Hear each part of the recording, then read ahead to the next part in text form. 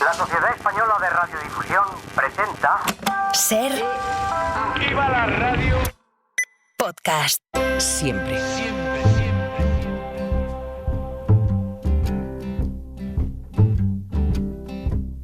In the water, fire, I'll go wherever you go. In the valley, in the canyon, I'll go wherever you go. Javier San Pedro y Pere Estupiñán, o debería decir la pareja de moda, Javier San Pedro y Pere Estupiñán. Buenos días. Ha trascendido, ¿no? Ha trascendido el exitazo. Un éxito, ¿no? De Córdoba, aquello fue el principio de una larga gira iba a decir, de despedida, no, de arranque, de vuestro primer disco. Pero está convencido de que fue un enorme éxito, sí. Pero Javier, tú no viste la ovación, nos hicieron una ovación, nos dijeron que había sido espectacular. Que nos saludaron como a una pareja cómica y una señora dijo, oye, ¿cuánto saben estos cómicos, no? O sea, el grado de simpatía que teníamos allí. No, la verdad es que estuvo muy bien, ¿eh? ¿Sí? ¿Hablasteis de todo un poco? Sí. La semana anterior, al salir en una servilleta, como los contratos de Messi y todo eso, marcamos una especie de guión de hablar de neurociencia, de genética, inteligencia artificial, de crisis climática y empezamos a hablar de todos estos temas que son interesantes para la gente, pero de una manera que yo creo que lo abordamos, de simpatía, de interacción con la gente. Después, cuando había preguntas, el público de Córdoba estuvo entregadísimo. Un montón de preguntas interesantes, inteligentes. No, yo salí... O sea, como... Pero yo a ti te veo muy bien manejando a la audiencia, vamos, si hace falta cantar, cantas, lo que sea necesario, pero Javier, no. Javier, pero tiene un punto de humor así raro. Sí, ajeno a lo que pasa a su alrededor, pero yo, como dijo Borges, y yo pude intercalar algunos silencios en su monólogo.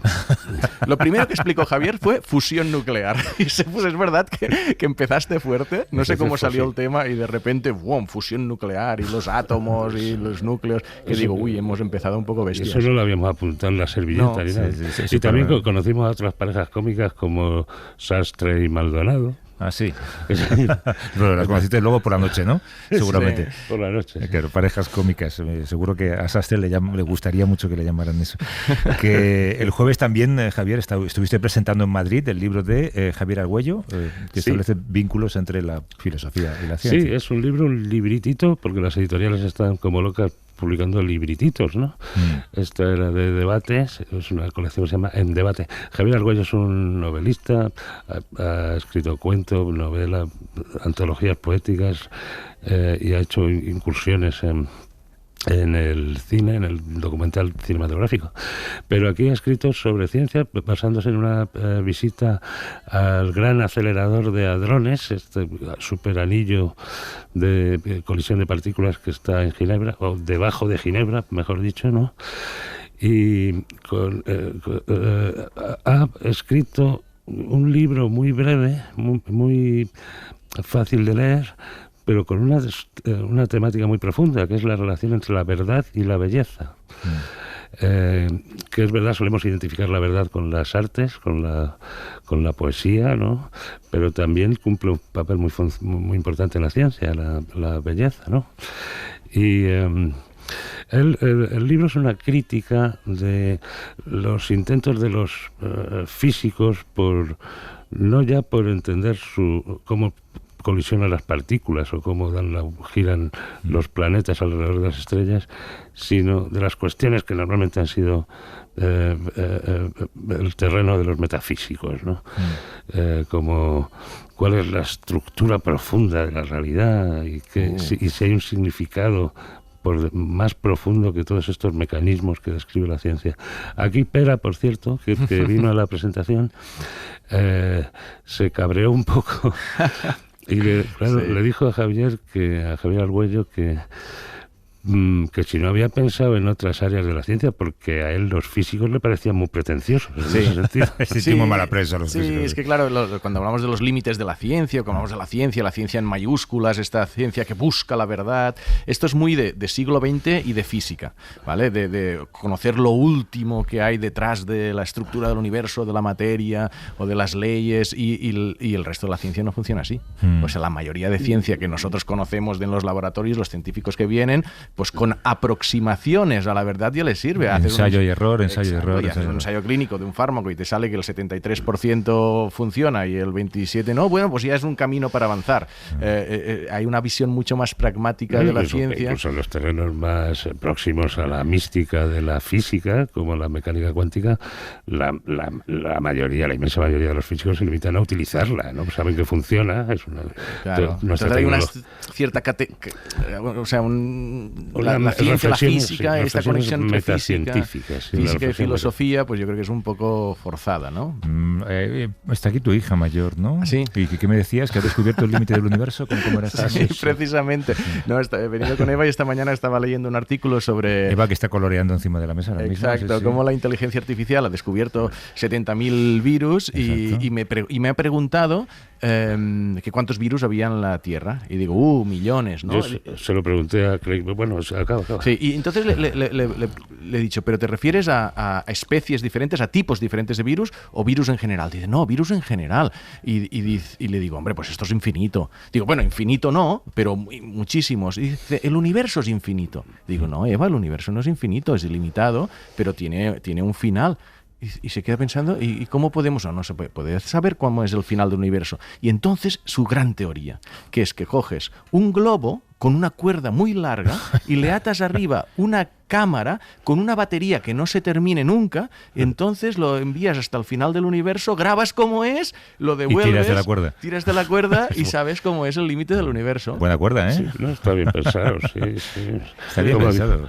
Esto no deja de ser un satélite. Es una buena teoría antiterraplanistas para que vean que la Tierra es redonda, ¿no? Exacto, ha demostrado un nivel de inteligencia superior a los terraplanistas. Eva. ¿Y eso que tiene solo cuánto? El listón no está muy alto.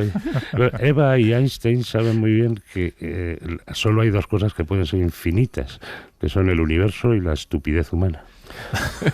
Joder, ¿cómo estáis hoy?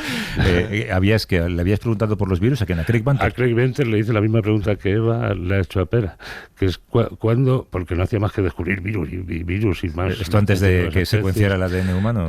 Fue después, porque después le dejaron un yate y se fue por todo el mundo metiendo un cubo de agua en el océano y secuenciando todo lo que salía de ahí, ¿no?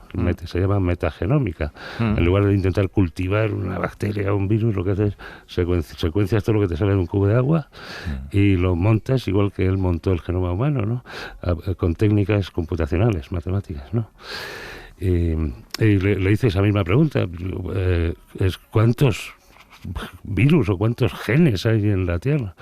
Y dijo que no podíamos saberlo todavía porque no daba signos de saturación, o sea, se seguían descubriendo nuevos virus a un ritmo que no daba signos de saturar. Y ahora acabamos con la ayuda de la inteligencia artificial de descubrir 70.000 nuevas especies de un tipo especial de virus. Fíjate que esto representa cómo la inteligencia artificial está cambiando la ciencia, porque lo que llaman metagenómica, que es lo que hacía Venter, lo hacen muchos otros, es eso, secuenciar todo el material genético que existe en un sitio. Claro, procesar estos datos de la manera que se hacía antes, por muchos superordenadores que tengas, pues va a un ritmo determinado. Ahora le metes inteligencia artificial y te descubre 70.000 virus de una tacada, ¿vale? Entonces, eso, o otras veces que hemos hablado, no sé, te acuerdas hace unas semanas de 5 maneras que tiene el cerebro de envejecer. Pues que tú le das 50.000 escáneres cerebrales de diferentes edades y dices, búscame patrones. Claro. Búscame patrones y de repente un black box, no sabes cómo lo hace, pero te dice, mira, he encontrado, y no son visuales, es decir, no es que tú lo veas, no, pero él te dice, hay 5 maneras que tiene de envejecer. O sea, la inteligencia artificial que descubre, a partir de darle infinidad de datos, te descubre hipótesis, te descubre cosas, no es que solo que te ayude.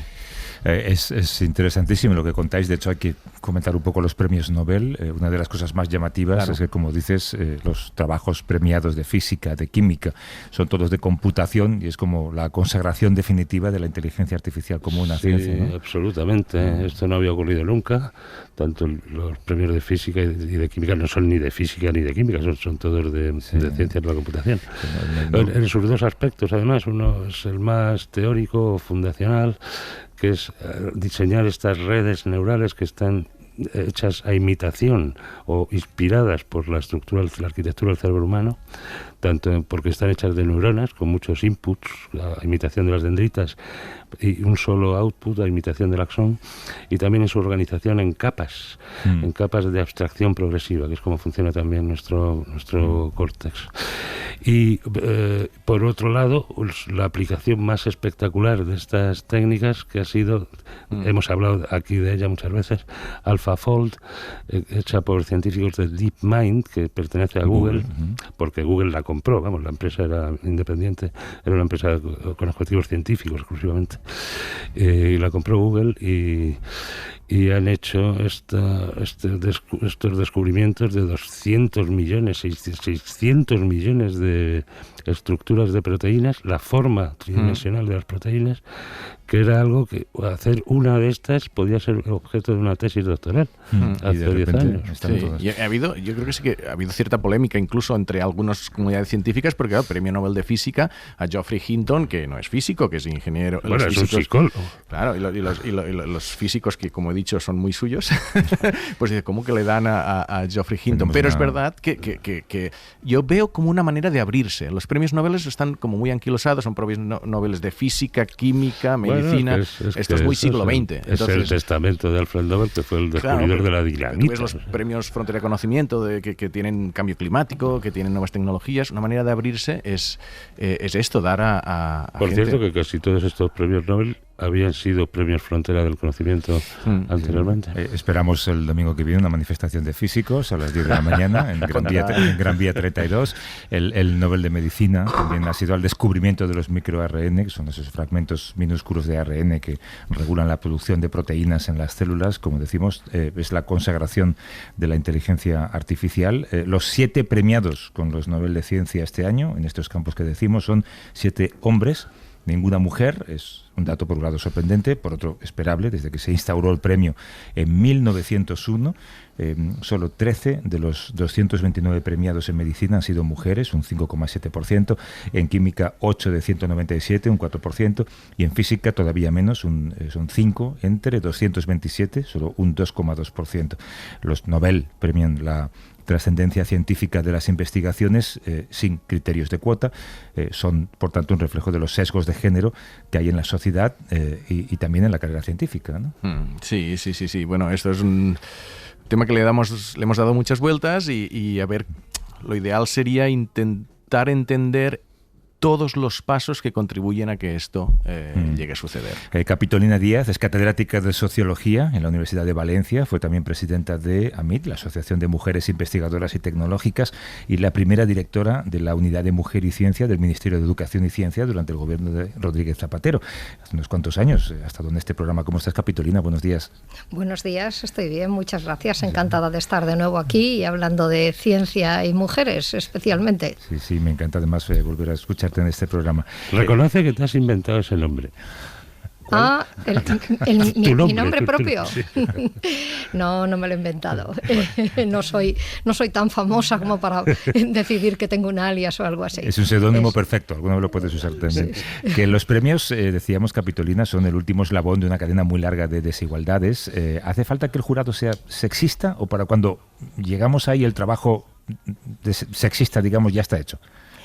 Pues el trabajo sexista ya está hecho. El trabajo sexista va desde que nacemos o incluso antes y desde luego todo a lo largo de la carrera universitaria. Pero los jurados tienen importancia también, quién compone el jurado, y tiene importancia que al jurado se le haya hecho consciente de que es muy probable que estén afectados por sesgos de género y que por tanto no van a juzgar exactamente con lo que podríamos llamar objetividad o neutralidad. Entonces, las dos cosas pasan. Pero ¿crees, Capitolina? Porque yo formo parte de un jurado, que lo hemos comentado alguna vez, el Jaume I, y yo creo que todos éramos muy conscientes de que... Pero cuenta qué pasó en ese último premio. Bueno, que también fueron premios solo a hombres, los jurados había mujeres muy concienciadas, como tú, Capitolina, como todos nosotros, de que esto es algo a corregir, y claro, yo creo que en el deseo de todos estaba poder premiar a un número mayor de mujeres, pero cuando te pones a analizar en plan objetivo, y yo creo que si había algún sesgo, era sesgo anti-machista, es decir, si hubiera una candidata muy buena, a valorarla un poco más, que tampoco, o sea, no queríamos tener ninguno de estos sesgos, pero creo que en realidad era a lo positivo, y tuvimos aquí a una de las miembros del jurado que además le preguntamos, o sea, pero tú notas... Dice, yo creo que la conclusión que sacamos es lo que preguntaba Javier, que una vez llega hasta ahí, yo creo que ya está todo hecho. Es decir, el por qué hay... bueno, tú nos lo respondes. Imagino que hay muchos factores previos en la carrera científica que hacen que al final los que tengan descubrimientos más notorios sean hombres, ¿no? Bueno, las dos cosas. Para empezar, para que tú llegues a estar en ese conjunto de personas elegibles para un jurado, tienes que haber llegado ahí, tienes que estar en la lista. Y hay todo un sistema que son redes masculinas, podríamos llamarlo, en el que de manera sistemática se va filtrando la preferencia por hombres en muchos sentidos. Pero eso podemos hablar más despacio. La cuestión, para pensar en un premio en concreto, la cuestión es que te ponen sobre la mesa para que evalúes muchos más currícula de hombres que de mujeres. Esa es ya la primera cosa. ¿Por qué? Aunque pudiera haber mujeres tan competentes, que casi seguro que las hay en todos los campos, como hombres, pues porque tienes que ser nominada, alguien te tiene que proponer, y ese alguien suele ser esa cadena masculina. Además, las mujeres estamos, socializadas, entrenadas para no ir presumiendo y no ir buscando los apoyos. Alguien te tiene que decir... tú vales, tú puedes presentarte a esto. Y esto yo lo he visto más claro en otras investigaciones que hemos hecho con rectoras, con mujeres. La cantidad de hombres que sus colegas les dicen tú puedes ser el próximo rector, y la mucho menor cantidad de mujeres que se lo dice la gente de alrededor, aunque hayan sido unas vicerrectoras estupendas, por ejemplo. Entonces tienes que estar empujada para eso, ¿eh? Esa es una cosa bien importante. Y luego eso se podría remediar un poquito, y yo estoy esperando con muchísima ilusión, a lo mejor me equivoco, pero espero que no, esperando con muchísima ilusión que salgan los resultados de los premios nacionales de ciencia de nuestro país. Estos premios nacionales llevamos muchos años quejándonos porque efectivamente salen, como siempre sucede, más hombres que mujeres. Entonces, por primera vez este año, el Ministerio ha pedido a quien quiera que presente candidaturas, que las candidaturas que presenten a una mujer y a un hombre, que no presenten solo una persona. Y entonces este año, como mínimo, van a tener los que evalúan un 50% de mujeres y un 50% de hombres sobre la mesa. Oye, estoy convencida que eso va a cambiar el resultado, pese a que no me sorprendería nada que más de una institución que presente candidaturas presente el mejor hombre que tienen en la institución y la última que acaba de llegar, para que no haya dudas. ¿Se ha considerado la posibilidad de presentarlos anónimamente?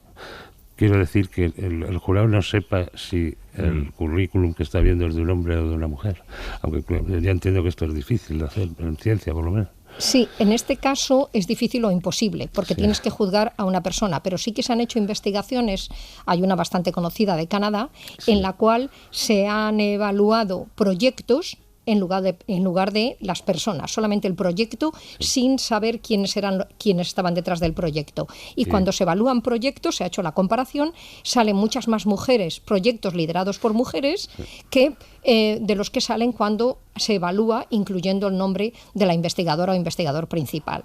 Así que efectivamente tienes razón, siempre que se pueda anonimizar es más fácil. Hay otra investigación bastante interesante, ya que estabais hablando de inteligencia artificial, hay una investigación en la que a los jurados se le pone un programa, una programación, un modelo de programación, y se le dice que lo evalúen. Cuando se le da un programa y se le dice que lo evalúen y se le dice quién es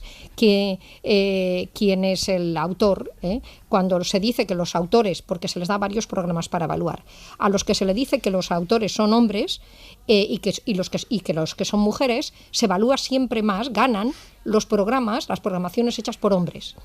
Cuando no se dice quién es el autor, tienen aproximadamente el mismo resultado con una leve ganancia de las mujeres. Y la tercera modalidad del experimento es cambiar los sexos. Y los que están hechos por hombres decir que están hechos por mujeres, y los que están hechos por mujeres decir que están hechos por hombres. ¿Quién gana? Las mujeres. Entonces está clarísimo que nuestros sesgos de género, eso con los que el colega que ha estado en la Jaume I dice que no van cargados con ellos, que lo dudo porque somos los seres humanos, somos seres sesgados. Vienen de fábrica, ¿no? Bueno, nos lo construimos todo. Nuestro sistema de pensamiento trata de optimizar la información que tiene y una manera de optimizarla es crear patrones, que es lo mismo que crear estereotipos, y el efecto es sesgar. Entonces, es así como somos. Es entonces, que el problema de los sesgos es que son inconscientes. Claro, son inconscientes hasta que me quiero defender, porque es que son inconscientes hasta que eres consciente de lo que los tienes, que es lo que tú, Capitolina Díaz, decías, que a los jurados se les tiene que, de alguna forma, explicar que tienen estos sesgos para intentar corregirlos. Yo creo que quizás todavía tengo algo más inconsciente, pero yo creo que sí que cuando eres consciente que los tienes, puedes intentar corregirlos, sí, ¿no? Claro, es el primer camino. Mira, hay otra investigación hecha por el CNRS, que el CNRS, claro, también fue consciente de que perdía talento y perdía calidad debido a los sesgos de género, que marginaban mujeres cuando podrían tener mejores cerebros funcionando si lo mejor de cada grupo pudiera estar ahí. Y estuvieron haciendo durante 2 años una investigación bastante sólida y bastante grande, haciendo el seguimiento de 40 comités de evaluación de lo que diríamos en España directores de laboratorios de investigación. Bueno, no solo laboratorios, porque también había ciencias sociales, y no solemos tener mucho laboratorio. Pero bueno, para el equivalente a profesores de investigación de nuestro CSIC, por ejemplo, de nuestros OPIs. Es decir, niveles altos. Y estuvieron observando lo que hacían y observaron que las comisiones o los jurados que tenían conciencia de que podría haber sesgos de género evaluaban mejor a las mujeres que los que decían que no tenían sesgos de género. Claro. Eso para empezar. Sí. Segundo, durante un periodo, y algunos de los jurados les explicaron que estaban haciendo, que allí había gente que eran observadores, que estaban observando si había sesgos de género y que iban a ver los resultados, etcétera, etcétera. El primer año de la investigación que hicieron esto con casi todos los grupos, los jurados valoraron a más mujeres de las que habían valorado nunca. El segundo año que estos observaban, pero no dijeron que estaban ahí observando, etcétera, etcétera, los volvieron otra vez a preferir a los hombres que a las mujeres. Es decir, que efectivamente, si estamos ahí sentadas en un jurado observando y alguien nos está recordando que van a mirar con ojos de género nuestros resultados, afinamos. Y tenemos más cuidado. Pero fijaos ya la de cosas que estamos diciendo. Que tengas el mismo número de mujeres que hombres sobre la mesa. Que ese número no haya estado hecho con trampa, que en fin, sabemos todos cómo funcionan las instituciones científicas. Y tercero, que te estén recordando que te van a juzgar por eso. Y luego hay otra serie que no basta con aprenderlo una vez y ya eso te va a quedar para toda la vida, sino que tienes que mantener la presión, ¿no? Un año tras otro, por ejemplo, en los jurados de un premio, ¿no?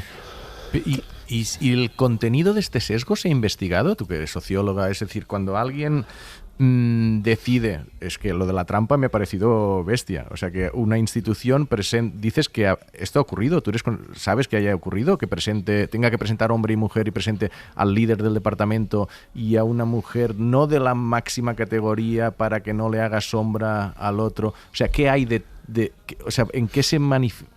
O sea, ¿el contenido de este sesgo qué es? ¿Pensar que lo merecen menos? ¿O sea, es una rabia? ¿O qué? ¿Por qué? Bueno, lo cierto es que sucede. Todavía no sabemos lo que pasará en España porque los premios nacionales aún no se han fallado. Deben de estar estos días en el proceso o algo así. Pero entonces yo no sé lo que ha pasado ahí. Tampoco sé. Reconozco mi ignorancia al respecto, tampoco sé si es transparente lo que hacen, es decir, si podemos saber por una parte quiénes son todos los miembros de los jurados y por otra parte quiénes han sido presentados, es decir, que sepamos ese dúo que presenta cada institución, si nos van a decir quién es, porque si nos lo dicen lo veremos enseguida. No creo que claro. En ciencia la transparencia prácticamente, ni siquiera pues, a la hora de presentar un paper para su publicación, el proceso de revisión es totalmente opaco, excepto en algunas revistas muy concienciadas que lo hacen público en su web, ¿no? Pero en ciencia esa transparencia en la evaluación prácticamente es inexistente. Pero oye, Capitolina, ¿puede llegar el caso que por esta presión, que es positiva, la entendemos, pero que se llega a premiar una mujer que académicamente lo merezca menos que un hombre por el hecho de lo que estamos hablando? Ese es el debate que ha originado, de hecho, que llamemos a Capitolina. Eso todavía no se ha aprobado. Es decir, que yo hoy voy a decir un ejemplo, ya que he dicho que de los premios nacionales no podemos decir, pero sí se sabe, sí que conocemos el caso de Alemania, que hace unos cuantos años se dieron cuenta que tenía muy poquitas catedráticas, era el país de los que menos catedráticas tenía, y cambiaron el procedimiento y dijeron que de la terna que se presenta para cada acreditación, digamos, a cátedras, de la terna al menos una tenía que ser mujer. Es decir, tenía que haber al menos los dos sexos tenían que estar representados. Y empezó a pasar que los tribunales se componían de dos hombres bastante potentes y una mujer poco potente. Es decir, esto es una experiencia que se tiene de Alemania. ¿Qué pasará aquí? No lo sé. Si tenemos transparencia, podríamos saber qué instituciones han intentado hacer esa pequeña trampa. ¿Qué hay detrás? Pues hay detrás que, para empezar, hay mucha gente, lo sabéis igual que yo, sabemos cómo funciona. El mundo académico es muy parecido a los demás. Los seres humanos, al fin y al cabo, estamos hechos de la misma materia en todas partes, aunque tengamos estudios más sofisticados una gente que otra. Entonces, ¿qué sucede? Sucede que hay gente que, para empezar, les ha tenido que molestar muchísimo que el ministerio le diga que tiene que poner a un señor y una señora.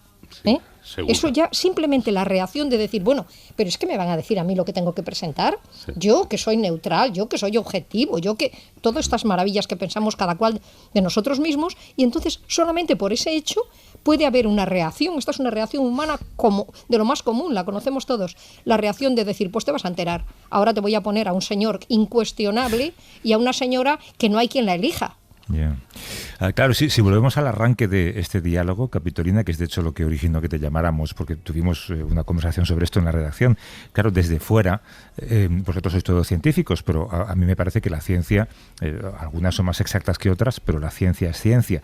Hay quien puede pensar que los trabajos que premian, o los premios que premian la excelencia, pues no son cuestionables. Si se premia a lo mejor, se premia a lo mejor. Así que entonces la decisión que tomen los premios Nobel no debería tener rival, no debería estar cuestionada. Ajá. Bueno, yo voy a aceptar lo que dices, que se premia la excelencia. Y no me cabe duda, y sobre todo en los Nobeles y en los premios nacionales lo mismo, que se premia la excelencia. A lo mejor en los Nobeles podíamos cuestionar el Nobel de la Paz, que a lo mejor ese no necesariamente es la excelencia. En fin, dejamos la paz y a veces incluso la literatura. Pero esos dos, vamos con los otros y aceptemos que se premia la excelencia. No me cabe duda. No he hecho un estudio en ese sentido, porque además no soy experta en todas esas disciplinas que se premian, pero el asunto es que la colección de excelentes es inmensa. De hecho, tienen serias dificultades porque tienen sobre la mesa perfiles extraordinarios. Entonces, se premia la excelencia. El asunto es cómo se sesgan las cosas para que sea una determinada excelencia. Yo, por ejemplo, conocí en un determinado momento una movida que hizo la Universidad de Stanford. La Universidad de Stanford compite en una serie de cosas con otras universidades estadounidenses y dijo, oye, llevamos mucho tiempo sin tener un Nobel, necesitamos un Nobel en tal, creo que era en física precisamente. ¿Y qué hicieron a continuación? Pues decir, ¿cuánto vamos a poner sobre la mesa? Un montón de dólares para buscar aquella persona que esté en mejores condiciones y que dándole todos los recursos posibles en un tiempo razonable, número de años razonable, esté en condiciones... Déjame adivinar, un hombre. Vale, dejémoslo. Entonces, quiero decir que efectivamente las personas premiadas tienen una gran excelencia, pero para llegar ahí ha habido un proceso largo que las ha hecho excelentes. Sí. Y hay muchas otras excelentes que se quedan fuera. Yeah. Entonces, sí, de hecho, todos los premios Nobel son polémicos siempre, no tanto por a quién se los dan como por a quién no se los dan, ¿no? Esta polémica existe todos los años, no es solo en cuestión de género, existen a todos los niveles, ¿no? No, perdona, termina, Capitolina. No, lo que iba a decir es que el proceso, igual que a alguien se le favorece, a las mujeres sistemáticamente, desde niñas, se nos dificulta el acceso a la excelencia. Hay una investigación bastante interesante, la publicó Science, en la que el equipo investigador va a escuelas de niños y niñas de 3 años, les enseña un juguete y les dice cómo funciona el juguete y que si quieren jugar con él, y que es muy interesante porque es para personas muy, muy inteligentes, para personas que tengan la habilidad de descubrir cómo manejar esa especie de construcción. Y en un aula de críos y crías de 3 años se ponen a jugar indistintamente con él cualquiera que le apetece. Vuelven con la misma historia en el mismo cole a la clase de 6 años, niños y niñas, dicen lo mismo, dejan el juguete sobre la mesa y apenas hay niñas que jueguen. Los niños se centran en el juguete y las niñas no. Les preguntan por qué no y las niñas responden con lo que les dijeron los investigadores e investigadoras que fueron. Es que es un juguete para personas, así, con su vocecita, very, very smart, para gente muy, muy inteligente. Y las niñas ya se excluyeron de muy inteligente. ¿Por qué se han excluido las niñas del grupo muy inteligente? Pues se han excluido porque en la interacción que las familias tienen cada día, que en el cole tienen con su profesorado, que en la calle, etcétera, etcétera, cada vez que nos dirigimos a las niñas, no somos conscientes, pero nos dirigimos a las niñas y les alabamos ciertas cosas que no les alabamos a los niños y viceversa. Le prestamos una atención a las niñas en el cole que no diferente de la que le prestamos a los niños. Por cierto, les prestamos más minutos de atención a los niños en experimentos que se han hecho. Y les tratamos y les hablamos, y en la universidad lo mismo, les hablamos en otro tono y valoramos las preguntas y las interrupciones que nos hacen los chicos de manera distinta a las que nos hacen las chicas. Todo esto va construyendo una imagen de quiénes somos nosotras respecto a la ciencia bien distinta de quiénes son ellos. Entonces, ellos se miran a sí mismos como valiosos, inteligentes, brillantes.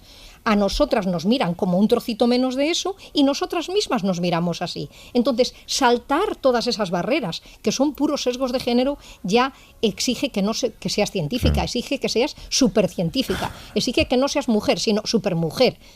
Vamos viendo, este es el proceso. Entonces, con estos procesos y luego esos sistemas de filtrado posteriores, pues acabamos teniendo lo que tenemos. Claro, y los premios son los que son. Oye, solo una cosa más. Alguien nos envía un WhatsApp y nos pregunta si es una oyente que ha leído y quiere saber si es verdad, a ver si tú lo sabes, Capitolina, que la mayoría de trabajos de investigación de mujeres los firman sus jefes como jefes de la investigación.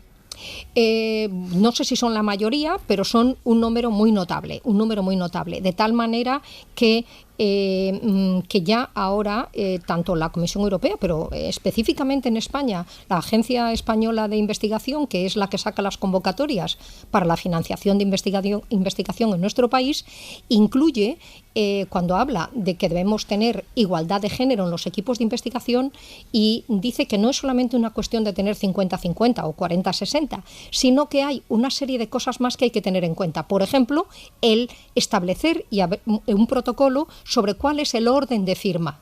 Entonces, cuando un equipo de investigación, cuando se monta, establece pública y explícitamente el orden de firma, de cuántos artículos van a salir y los que se envían a revistas de más prestigio, hemos de poner un turno de mujeres, un turno de hombres, el criterio que sea, pero que se explicite, cuando una persona que sea la investigadora principal o el investigador principal con su equipo tiene el valor de explicitar estas cosas, quién va con los recursos del proyecto a un congreso internacional o quién no va, etcétera. Cuando se explicitan estas cosas, cambia el número de mujeres que van las primeras firmantes en los proyectos, en las publicaciones, efectivamente. Pero hay que negociarlo, porque si no, quien manda es la persona IP, que mayoritariamente son hombres.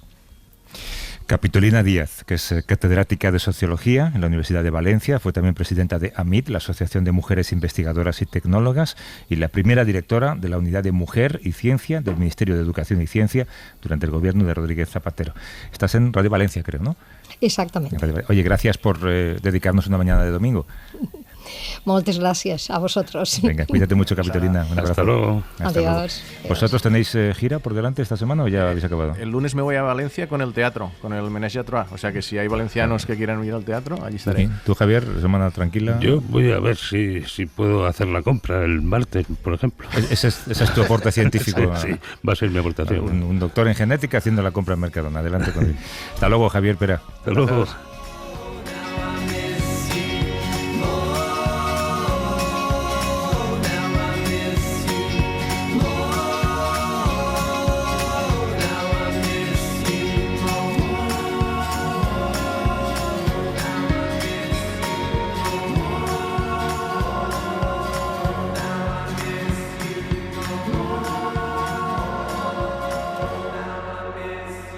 Para no perderte ningún episodio, síguenos en la aplicación o la web de la SER, Podium Podcast o tu plataforma de audio favorita.